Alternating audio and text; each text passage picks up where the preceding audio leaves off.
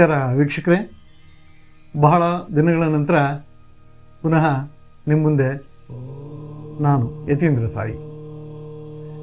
ಈ ಹಿಂದೆ ಅನೇಕ ಕಾರ್ಯಕ್ರಮಗಳನ್ನ ನೀವು ನೋಡಿದ್ದೀರಿ. ಒಂದು ಕಾರ್ಯಕ್ರಮಕ್ಕಿಂತ ಇನ್ನೊಂದು ಕಾರ್ಯಕ್ರಮ ಭಿನ್ನವಾದಂಥ ಅಭಿಪ್ರಾಯಗಳನ್ನು ಕೊಡ್ತಾ ಬಂದಿದ್ದೀನಿ.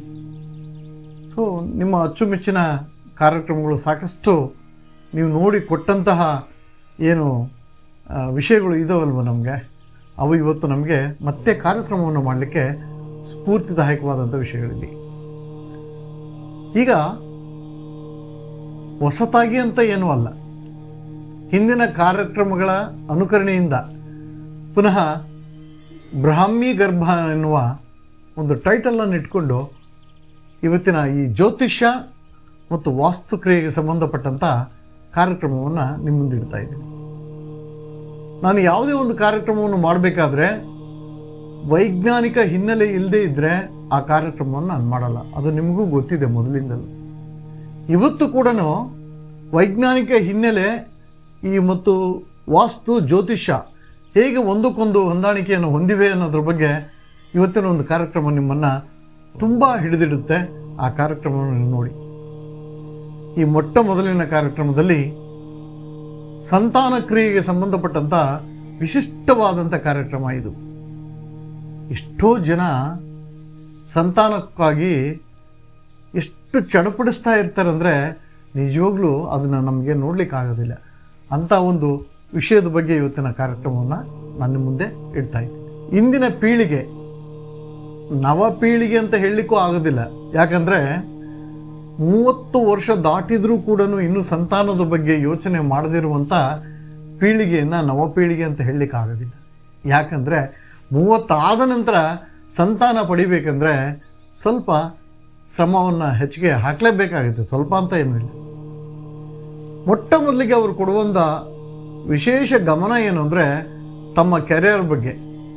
ಮೊದಲು ನಮ್ಮ ಕೆರಿಯರ್ನ ಸೆಟ್ಲ್ ಮಾಡ್ಕೊಳ್ಳೋಣ, ನಾವು ಇಬ್ಬರು ಸೆಟ್ಲ್ ಆದಮೇಲೆ ಸಂತಾನದ ಬಗ್ಗೆ ಯೋಚನೆ ಮಾಡೋಣ ಅಂತ ಯೋಚಿಸ್ತಾರೆ. ಇದು ನಿಜ ತಾನೆ? ಹೀಗಿರುವಾಗ ಟೈಮ್ ಯಾರಪ್ಪನ ಮನೆ ಗಂಟು ನೋಡಿ, ಟೈಮ್ ಹೋಗ್ತಾನೇ ಇರುತ್ತೆ. 30, 31, 32, 33, 34 ಹೋಗ್ತಾನೇ ಇರುತ್ತೆ. ಇವ್ರದ್ದು ಇನ್ನೂ ಕರಿಯರ್ ಸೆಟ್ಲ್ ಆಗ್ತಾನೇ ಇರೋಲ್ಲ. ಹಾಗೆ ಮುಂದೆ ಹೋಗ್ತಾ ಹೋಗ್ತಾ ಕೊನೆಗೆ ಸಂತಾನಹೀನತೆಯ ಒಂದು ದುರದೃಷ್ಟಕರವಾದಂಥ ವಿಷಯ ಅವರ ಮುಂದೆ ಬಂದು ನಿಲ್ಲುತ್ತೆ. ಅವಾಗ ತುಂಬ ಪರಿತಪಿಸ್ತಾರೆ. ಇಂಥ ಒಂದು ವಿಷಯ ನಮಗೆ ಇವತ್ತು ಆಹಾರವಾಗಿದೆ ಎಲ್ಲರಿಗೂ, ಎಲ್ಲರ ಬಾಯಲ್ಲೂ ಕೂಡ. ನೋಡೋಣ ಇವತ್ತಿನ ಕಾರ್ಯಕ್ರಮದಲ್ಲಿ ಸಂತಾನಕ್ಕೆ ಸಂಬಂಧಪಟ್ಟಂಥ ಈ ಸಮಸ್ಯೆಗೆ ಪರಿಹಾರಗಳು ಹೇಗಿದೆ, ಸಂತಾನ ಇದೇನೋ ಇಲ್ವೋ, ಸಂತಾನ ಆಗ್ತಾ ಇದ್ರೂ ಕೂಡ ಯಾಕೆ ನಮಗೆ ಉಳಿತಾ ಇಲ್ಲ ಅನ್ನೋದ್ರ ಬಗ್ಗೆ ನೋಡ್ತಾ ಹೋಗ್ತಾ ಇದ್ದೀನಿ. ಇವತ್ತಿನ ಮೊಟ್ಟ ಮೊದಲ ಕಾರ್ಯಕ್ರಮದಲ್ಲಿ ವಿಶೇಷವಾಗಿ ಸ್ತ್ರೀಗೆ ಸಂಬಂಧಪಟ್ಟಂಥ ವಿಚಾರದಲ್ಲಿ ಮೊಟ್ಟ ಮೊದಲ ಒಂದು ಎಪಿಸೋಡ್ ಇದು. ಪುರುಷರಿಗೆ ಸಂಬಂಧಪಟ್ಟಂಥ ಎಪಿಸೋಡು ಇದಾದ ನಂತರ ಬರುತ್ತೆ. ಮೊಟ್ಟ ಮೊದಲ ಈ ಎಪಿಸೋಡಲ್ಲಿ ನಾನು ವಿಶಿಷ್ಟವಾಗಿ ಸ್ತ್ರೀಗೆ ಸಂಬಂಧಪಟ್ಟಂಥ ವಿಚಾರವನ್ನು ಮಾತಾಡ್ತಾ ಇದ್ದೀನಿ. ಜಾತಕದಲ್ಲಿ ನಾವು ನೋಡುವ ಹಾಗೆ ಸ್ತ್ರೀಗೆ ಸಂಬಂಧಪಟ್ಟ ಸಂತಾನ ಕ್ರಿಯೆಗೆ ಬೇಕಾದಂಥ ಅತಿ ಮುಖ್ಯವಾದಂಥ 2 ಗ್ರಹಗಳು ಅಂದರೆ ಒಂದು ಚಂದ್ರ, ಎರಡನೇದು ಗುರು. ಗುರು ಸಂತಾನಕಾರಕನಾಗ್ತಾನೆ, ಚಂದ್ರ ಅಂಡಾಣುಕಾರಕನಾಗ್ತಾನೆ. ಯಾವ ಸ್ತ್ರೀಗೆ ಅಂಡಾಣುಗಳ ಸಂಖ್ಯೆ, ಅಂಡಾಣುಗಳ ಆರೋಗ್ಯ, ಫರ್ಟಿಲಿಟಿ ಚೆನ್ನಾಗಿರುತ್ತೋ ಡೆಫಿನೆಟ್ಲಿ ಆ ಹೆಣ್ಣು ಮಗುವಿಗೆ ಸಂತಾನದ ಯಾವುದೇ ಚಿಂತೆಗಳಿರೋದಿಲ್ಲ. ಆ ಸಂತಾನಕ್ಕೆ ಸಂಬಂಧಪಟ್ಟಂಥ ಚಂದ್ರನೇನಾದರೂ ಎಲ್ಲೋ ಒಂದು ಕಡೆ ವ್ಯತ್ಯಾಸವಾದಲ್ಲಿ ಡೆಫಿನೆಟ್ಲಿ ಆ ಸಂತಾನ ಅವರಿಗೆ ಬೇಗನೆ ಸಿಗಲಿಕ್ಕೆ ಸಾಧ್ಯತೆಗಳು ತುಂಬ ಕಡಿಮೆ ಇರುತ್ತೆ. ಈಗ 2 ಭಾಗಗಳನ್ನಾಗಿ ಮಾಡ್ತಾ ಇದ್ದೀನಿ. ಮೊದಲನೇ ಭಾಗದಲ್ಲಿ ಚಿಕ್ಕ ವಯಸ್ಸಿನಲ್ಲೇ ಮದುವೆ ಆದರೂ ಕೂಡ 5, 6, 7 ವರ್ಷಗಳಾದರೂ ಕೂಡ ಮಕ್ಕಳಾಗದೇ ಇರುವಂತಹ ಎಷ್ಟೋ ದಂಪತಿಗಳನ್ನು ನಾವು ನೋಡಿದ್ದೀವಿ. ಒಂದು ವಿಚಾರ, 30 ವರ್ಷಗಳನ್ನು ದಾಟಿದ ಮೇಲೂ ಕೂಡ ಸಂತಾನವಾಗದೇ ಇರುವಂತಹ ದಾಂಪತ್ಯ ಜೀವನವನ್ನು ಎಷ್ಟೋ ಜನ ಸಂತಾನ ಪಡೆದೇ ಇರೋದನ್ನು ನಾವು ನೋಡಿದ್ದೀವಿ. ಕೊನೆಗೆ ಚಿಕ್ಕ ವಯಸ್ಸಿನವರಾಗಲಿ ವಯಸ್ಸಾದವರಾಗಲಿ IVF ಎನ್ನುವ ಒಂದು ವೈಜ್ಞಾನಿಕ ಏನು ಮೆಡಿಕಲ್ ಟ್ರೀಟ್ಮೆಂಟ್ಸ್ಗೆ ಹೋಗ್ತಾರೆ, ಅಲ್ಲಿ ತಮ್ಮ ಸಂತಾನವನ್ನು ಪಡೀಲಿಕ್ಕೆ ಪ್ರಯತ್ನ ಪಡ್ತಾರೆ. ಅದು ಎಷ್ಟರ ಮಟ್ಟಿಗೆ ಉತ್ತಮವೋ ಅದನ್ನು ನೀವೇ ನಿರ್ಧಾರ ಮಾಡಬೇಕಾದಂಥ ಕ್ರಿಯೆಯಾಗಿರುತ್ತೆ. ಇಲ್ಲಿ ಹಾಗಿದ್ದಲ್ಲಿ ನಮ್ಮ ಜಾತಕದಲ್ಲಿ ಚಂದ್ರನ ದೋಷವಿದ್ದಲ್ಲಿ ಸಂತಾನ ಆಗೋದಿಲ್ವೇ? ಸಂತಾನಕ್ಕೆ ಬೇಕಾದಂಥದ್ದೇ ಅಂಡಾಣು ತಾನೇ. ಅಂಡಾಣುವಿಗೆ ಅಧಿಪತಿಯಾದಂಥವನೇ ಚಂದ್ರ. ಚಂದ್ರನೇ ಸರಿ ಇಲ್ಲ ಅಂದಾಗ ನಿಮ್ಮ ಅಂಡಾಣು ಕ್ರಿಯೆಗಳು ಅಥವಾ ಉತ್ಪತ್ತಿಯಾದಂಥ ಅಂಡಾಣು ಎಷ್ಟು ಬಲಿಷ್ಠವಾಗಿರುತ್ತೆ. ಈ ಬಲಿಷ್ಠವಲ್ಲದಂತಹ ಅಂಡಾಣುವಿನಿಂದ ಸಂತಾನ ಪಡಿಬೇಕಾದ್ರೆ ನಾವು ಎರಡು ಬಗ್ಗೆ ಯೋಚನೆ ಮಾಡಬೇಕಾಗುತ್ತೆ. ಯಾವ ರೀತಿಯಲ್ಲಿ? ಒಂದು, ಉತ್ತಮ ಆರೋಗ್ಯವನ್ನು ಇಟ್ಕೊಂಡು ಉತ್ತಮ ಅಂಡಾಣುಗಳೊಂದಿಗೆ ಸಂತಾನವನ್ನು ಪಡೆಯಬಹುದು. ಇಲ್ಲವೇ ವೈಜ್ಞಾನಿಕ ಮೆಡಿಕಲ್ ಟ್ರೀಟ್ಮೆಂಟ್ಸ್ಗಳಿಂದ ನಾವು ಅಂಡಾಣುವನ್ನು ಆರೋಗ್ಯಪೂರ್ಣವಾಗಿ ಮಾಡಿ ಸಂತಾನವನ್ನು ಪಡಿಬೇಕಾಗುತ್ತೆ. ಇಲ್ಲಿ ಇವೆಲ್ಲವೂ ಆಗಿದ್ದರೂ ಕೂಡ ದೈವ ನಿರ್ಣಯ ಅನ್ನೋದು ಒಂದು ಬೇರೆ ಆಗಿರುತ್ತೆ. ಏನದು ದೈವ ನಿರ್ಣಯ ಅಂದರೆ, ಈ ನಮ್ಮ ಜಾತಕದ ಕುಂಡಲಿ ಅಂದರೆ ಜನನ ಕಾಲದಲ್ಲೇ ಆ ಕುಂಡಲಿ ನಮ್ಮ ಕೈಯಲ್ಲಿ ಬಂದಾಗ ಮುಂದಿನ ದಿನಗಳಲ್ಲಿ ಈ ಮಗುವಿಗೆ ಹುಟ್ಟುವಂಥ ಮಗು ಹೇಗಿರುತ್ತೆ ಅನ್ನೋದನ್ನು ಈಗಲೇ ನಿರ್ಧಾರ ಮಾಡುವಂಥ ಕ್ರಿಯೆ ನಮ್ಮ ಈ ಕುಂಡಲಿಯಲ್ಲಿ ಮೊಟ್ಟ ಮೊದಲಿಗೆ ಬರೆದಿಟ್ಟುಬಿಟ್ಟಿರುತ್ತೆ. ಅದನ್ನು ನಾವು ನೋಡ್ತಾ ಇದ್ದೀವಿ. ಒಂದನೇದಾಗಿ, ಚಂದ್ರ ಉತ್ತಮ ನಕ್ಷತ್ರದಲ್ಲಿದ್ದಾಗ ಆ ಮಗುಗೆ 35 ವರ್ಷಗಳಾದ್ರೂ ಪರವಾಗಿಲ್ಲ, ಉತ್ತಮವಾದ ಸಂತಾನ ಸಿಕ್ಕೇ ಸಿಗುತ್ತೆ. ಆಕಸ್ಮಿಕವಾಗಿ ಚಂದ್ರನೇನಾದರೂ ತಾನು ಇರಬಾರ್ದಂತಹ ಗ್ರಹದ ಜೊತೆ ಇದ್ದಾಗ ಡೆಫಿನೆಟ್ಲಿ ಅವಳ ಜೀವನದಲ್ಲಿ ಸಂತಾನಕ್ಕೆ ಸಂಬಂಧಪಟ್ಟಂಥ ಕಾಂಪ್ಲಿಕೇಶನ್ಸ್ಗಳು ಒಂದಾದ ಮೇಲೆ ಒಂದು ವೃದ್ಧಿಸ್ತಾ ಹೋಗ್ತವೆ. ಹೇಗಂತೀರಾ ಅಂದರೆ, ನೀವು ನಿಮ್ಮ ಕುಂಡಲಿಯನ್ನು ನಿಮ್ಮ ಎದುರುಗಡೆ ಇಟ್ಕೊಂಡು ನೀವು ಬೇಕಾದರೆ ಆರಾಮಾಗಿ ನೋಡ್ಕೋಬಹುದು. ನಾನು ಹೇಳುವಂಥ ವಿಚಾರ ಇಷ್ಟು ನಿಖರವಾಗಿರುತ್ತೆ ಅಂತಂದರೆ, ಹೌದಲ್ವಾ ಅನ್ನೋದಕ್ಕಿಂತ ಇದು ಹೀಗೆ ಆಗಿದೆ ಅನ್ನೋದನ್ನು ನೀವು ನಂಬಲೇಬೇಕಾಗುತ್ತೆ.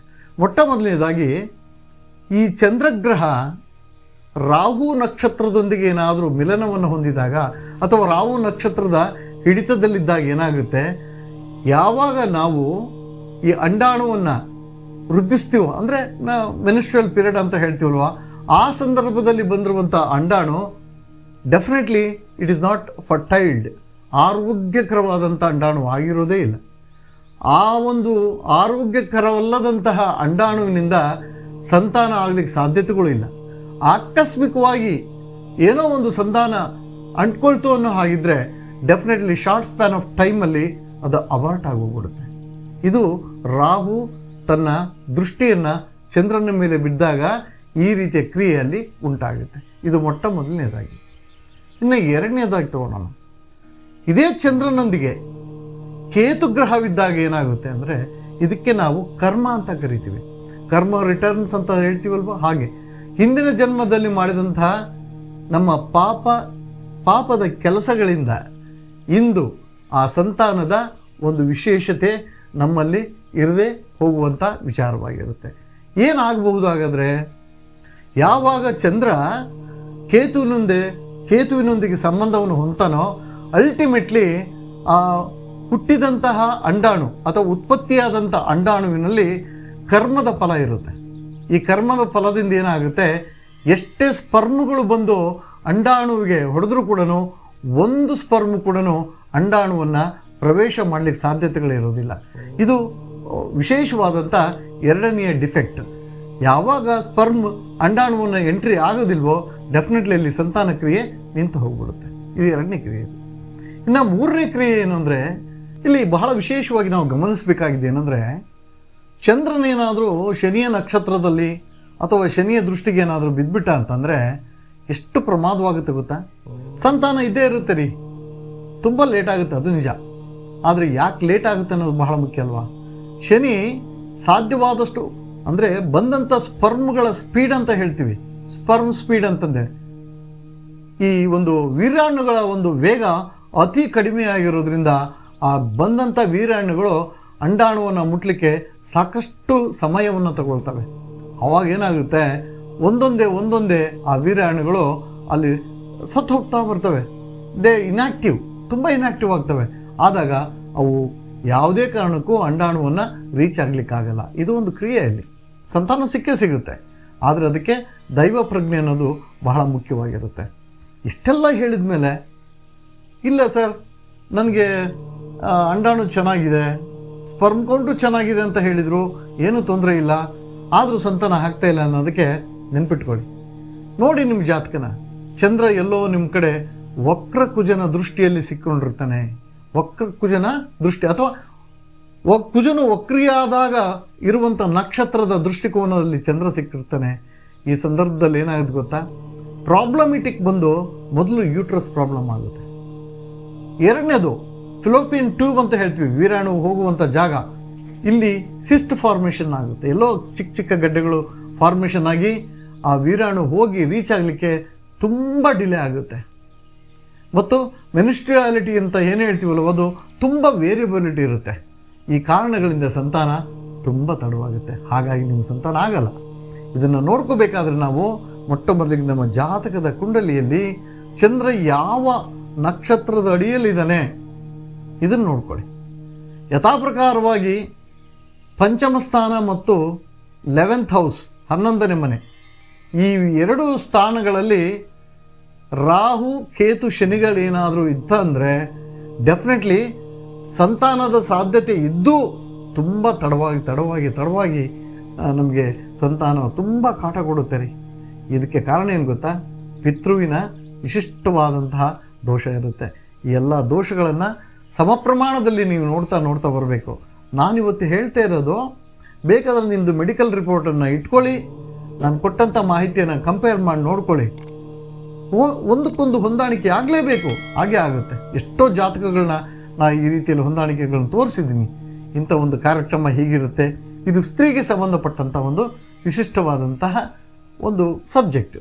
ಯಥಾಪ್ರಕಾರವಾಗಿ ಸಂತಾನಕ್ಕೆ ಪ್ರಮುಖವಾಗಿ ಬೇಕಾಗಿರುವಂತಹ ಪುರುಷ ಜಾತಕ ಇದೆಯಲ್ಲ, ಅದು ಮುಂದಿನ ಎಪಿಸೋಡಲ್ಲಿ ನಿಮ್ಗೆ ತಿಳಿಸ್ತೀನಿ. ಎಲ್ಲರಿಗೂ ಶುಭವಾಗಲಿ.